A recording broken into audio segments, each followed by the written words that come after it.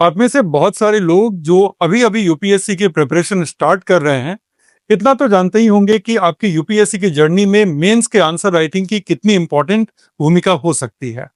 लेकिन कुछ बातें हैं जो मेंस के आंसर राइटिंग में आपको बिगिनिंग से ही ध्यान रखना होगा ताकि आप कुछ गलतियां ना करें जो आपके बहुत सारे कॉम्पिटिटर कर सकते हैं और आप अपने मेंस के आंसर राइटिंग से मैक्सिमम रिजल्ट ड्रॉ कर पाएं।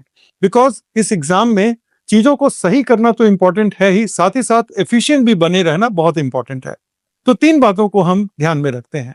सबसे पहली बात कि आंसर राइटिंग आपके प्रिपरेशन के बिल्कुल बिगिनिंग में स्टार्ट हो जानी चाहिए। अगर कोई मेंस का टॉपिक पढ़ा या अगर कोई करंट अफेयर का टॉपिक पढ़ा तो आपको डे वन से उस पर मेंस के क्वेश्चन होने चाहिए। आपके कोई टीचर हो, आपकी कोचिंग हो जो आपको मेंस का प्रॉपर क्वेश्चन उस पर प्रोवाइड कर रहे हैं और उस पर आंसर का फ्रेमिंग कैसे किया जाए उसको लेकर के गाइड कर रहे हैं। This is going to be very important. तो डे वन से आपकी आंसर राइटिंग स्टार्ट हो जानी चाहिए, अदरवाइज धीरे धीरे हम लेट होते चले जाएंगे और बहुत सारे ऐसे टॉपिक जिनको पढ़ा तो है लेकिन उस पर अच्छा आंसर नहीं लिख पाने के कारण मेंस को लेकर उन पर कॉन्फिडेंस हमारा नहीं बनेगा। दूसरी बात यह है कि जब भी हम आंसर लिखें तो हमारे दिमाग में एक टाइम लिमिट जरूर होनी चाहिए। डे वन से हम अक्सर ये सोचते हैं कि टाइम लिमिट को हम बाद में टच किया करेंगे जब अच्छी प्रैक्टिस हो जाएगी, लेकिन नहीं।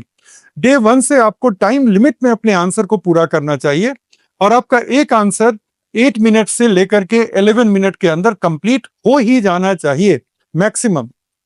तीसरी बात यह कि मेन के जनरल स्टडीज के जितने भी आंसर हैं उनकी वर्ड लिमिट प्रॉपरली डिफाइंड होती है। या तो वो 150 वर्ड के होंगे या 250 वर्ड के होंगे। तो आपके आंसर को एक लिमिटेड स्पेस में, एक लिमिटेड नंबर ऑफ वर्ड में ही आप कंप्लीट करेंगे। और लास्ट मेरा जो बोनस पॉइंट है वो ये है कि आंसर को लिखने के पहले क्वेश्चन को 3 बार जरूर पढ़िएगा और क्वेश्चन में जितने क्वेरी एरियाज हैं कि क्वेश्चन में जितनी बातें आपसे पूछी गई हैं आपके आंसर में वो सारे के सारे एरियाज बैलेंस्ड तरीके से, ना कि इक्वल तरीके से, बैलेंस तरीके से कवर होने चाहिए। इक्वल कवरेज का मतलब होता है कि अपने हर सब पार्ट को आप इक्वल वेटेज दे रहे हैं, लेकिन ये जरूरी नहीं है। डेफिनेशन छोटा ही होगा लेकिन मेन बॉडी में कुछ चीजें होंगी जिनका वेटेज ज्यादा होगा, कुछ चीजें होंगी जिनके वेटेज कम होगा। तो इन चीजों को ध्यान में रखते हुए आप अपनी आंसर राइटिंग स्टार्ट करिए। Answer writing is a must. यही वो चीज है जो आपकी अंडरस्टैंडिंग को, आपके नॉलेज को एक्चुअल परफॉर्मेंस में बदलती है।